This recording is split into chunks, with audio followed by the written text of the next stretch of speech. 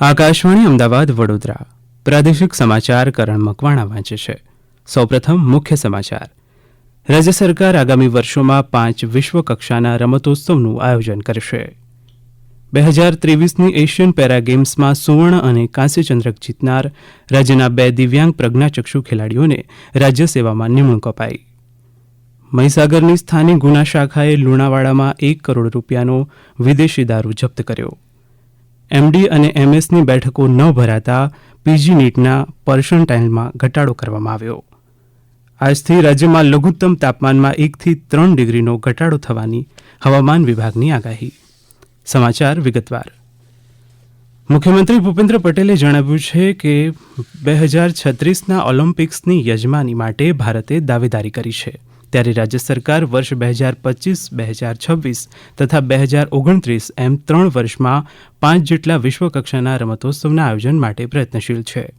ગઈકાલે ભાવનગરમાં સિદ્ધસર સ્પોર્ટ્સ સંકુલ ખાતે 34મી સિનિયર નેશનલ બાસ્કેટબોલ સ્પર્ધાનું ઉદઘાટન કરતા મુખ્યમંત્રીએ જણાવ્યું કે 2024નું વર્ષ ભારત માટે રમતગમત ક્ષેત્રે અનેક સફળતાનું વર્ષ બન્યું છે.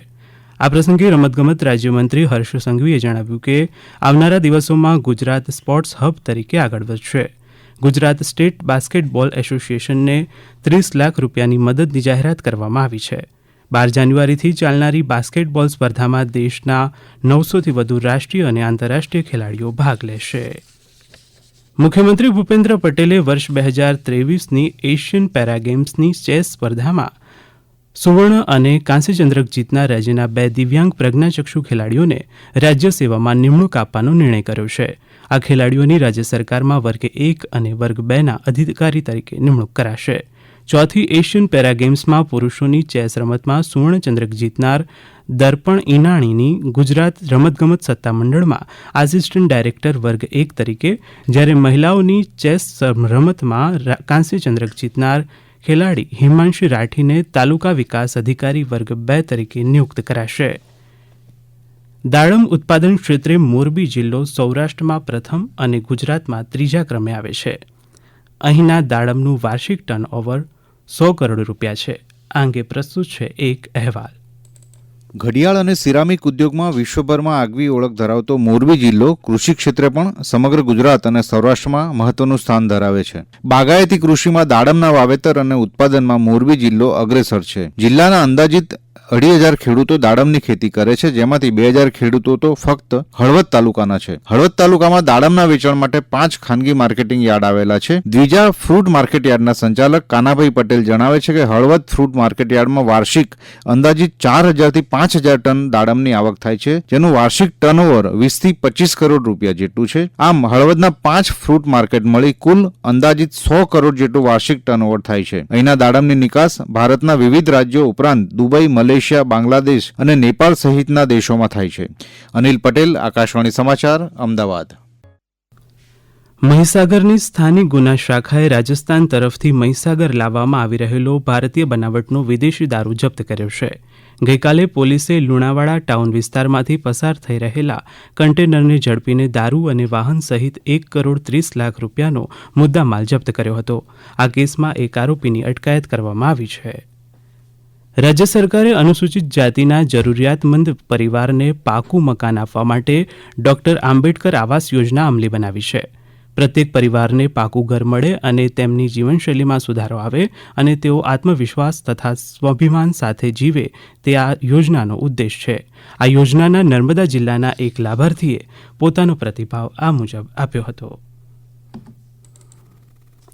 મારું નામ નગીનભાઈ મોહનભાઈ રોહિત, ગામ નમારિયા, તાલુકો તિલકવાડા, જિલ્લો નર્મદાનો વતની છું. મને આ બાબા સાહેબ આંબેડકર આવાસ યોજનાનો લાભ મળેલ છે 1,20,000. આ યોજનાનો લાભ અમે ગ્રામ પંચાયતમાંથી સરપંચ દ્વારા જાણેલો અને આ યોજનાનો લાભ અમે સાહેબ લીધો છે. પહેલા સાહેબ બહુ તકલીફ અમને પડતી હતી. અમે ઘરમાં સાપ પહેરી રહે, મકોડા, કીડી મકોડા, વરસાદનું બધું પાણી અંદર વેજ મારતું હતું, એટલે ઘણી તકલીફો વેઠી અને આજે અમે સહી સલામત સુખીથી રહીએ.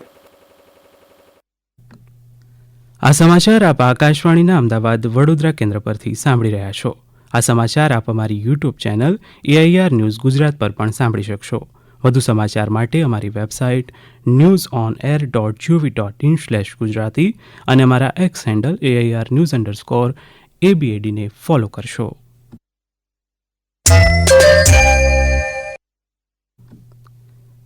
બનાસકાંઠા જિલ્લાનું વિભાજન કરી વાવ થરાદ નવો જિલ્લો બનાવવાની જાહેરાતને મિશ્ર પ્રતિસાદ મળી રહ્યો છે. દિયોદર, કાંકરેજ, ભીલડી સહિતના વિસ્તારના લોકોએ નવીન જિલ્લા મથક દૂર પડતું હોવાની ફરિયાદ કરી છે. દિયોદર, થરાદ, કાંકરેજ, વાવ, ભાભર, લાખણી તાલુકાઓને મધ્યમાં પડતું હોવાથી તેઓ દિયોદર જિલ્લો બનાવવાની માંગ કરી રહ્યા છે. જોકે થરાદ, વાવ, લાખણી સહિત ધાનેરાનો અડધો ભાગ આ નિર્ણય આવકારે છે. ગઈકાલે દિયોદરના આઝાદ ચોક ખાતે ભાજપ અને કોંગ્રેસના નેતાઓ તથા વેપારીઓએ દિયોદર, કાંકરેજ, ભીલડી વિસ્તારના લોકો સાથે બેઠક કરીને જનતાએ દિયોદરને જિલ્લાનું મુખ્ય મથક બનાવી ઓગળને જિલ્લો બનાવવા માંગ કરી હતી. પોસ્ટ ગ્રેજ્યુએશન મેડિકલમાં એમડી અને એમએસમાં પ્રવેશ માટેના 2 તબક્કા પૂર્ણ થયા બાદ ઓલ ઇન્ડિયા ક્વોટાની 10,000થી વધુ બેઠકો ખાલી પડી હોવાથી કેન્દ્ર સરકારે હવે પ્રવેશ માટેની લાયકાત એટલે કે પીજી નીટના પર્સન્ટાઇલમાં ઘટાડો કરવાનો નિર્ણય લીધો છે.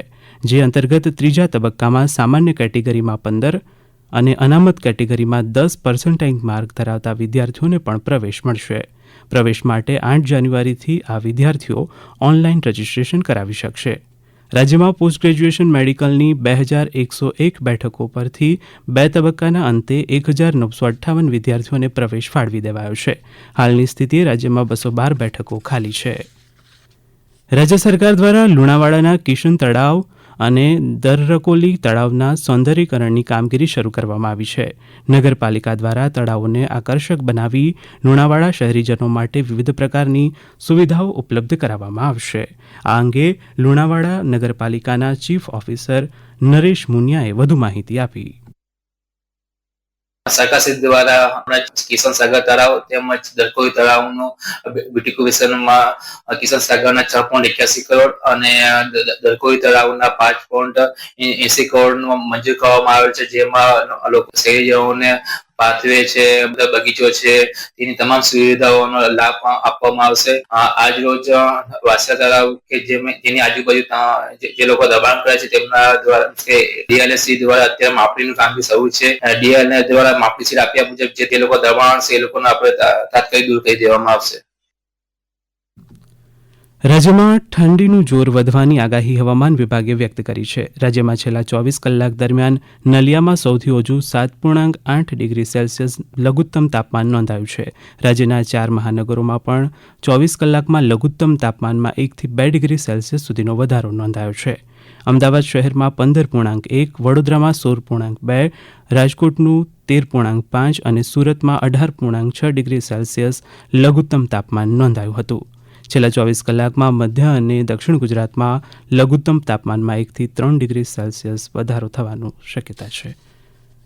અંકલેશ્વર જીઆઈડીસીમાં ગઈકાલે જોગર્સ પાર્ક નજીક મહારાષ્ટ્રીયન સેવા મંડળ દ્વારા 35 લાખ રૂપિયાના ખર્ચે નિર્માણ પામેલી છત્રપતિ શિવાજી મહારાજની અશ્વારૂઢ પ્રતિમાનું કેન્દ્રીય જળશક્તિ મંત્રી CR પાટીલના હસ્તે અનાવરણ કરવામાં આવ્યું હતું.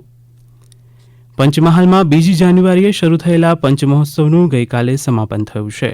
પંચમહોત્સવના છેલ્લા દિવસે સંગીત સંધ્યામાં ગાયક મહર્ષિ પંડ્યાના સૂરોની તાલે લોકો મન મૂકીને ઝૂમ્યા હતા. આ પ્રસંગે જિલ્લાના સ્થાનિક ગાયક કલાકારોએ પોતાની પ્રસ્તુતિ રજૂ કરી હતી. અમારા જિલ્લા પ્રતિનિધિ જણાવે છે કે મહોત્સવ દરમિયાન પાવાગઢ યાત્રાધામના વિકાસ અને માંડવી ઇકો ટુરિઝમ સાઇટ પર બનેલ ફિલ્મનું નિદર્શન કરાયું હતું. 14મી જાન્યુઆરીએ મકર સંક્રાંતિ પર શ્રી સોમનાથ ટ્રસ્ટ દ્વારા ઓનલાઈન અને ઓફલાઈન ગૌપૂજન અને ગૌદાનની સુવિધા પૂરી પાડવામાં આવશે. જે ભક્તો તીર્થ સ્થાનોમાં રૂબરૂ નથી પહોંચી શકતા તેમના માટે દર વર્ષની જેમ આ વખતે પણ શ્રી સોમનાથ મંદિરમાં ઉત્તરાયણના દિવસે ઓનલાઈન ગૌપૂજનનું આયોજન કરવામાં આવ્યું છે.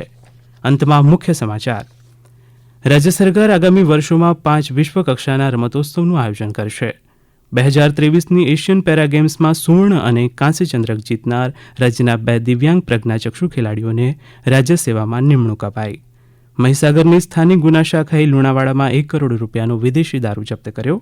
એમડી અને એમએસની બેઠકો ન ભરાતા પીજી નીટના પર્સન્ટાઇલમાં ઘટાડો કરવામાં આવ્યો.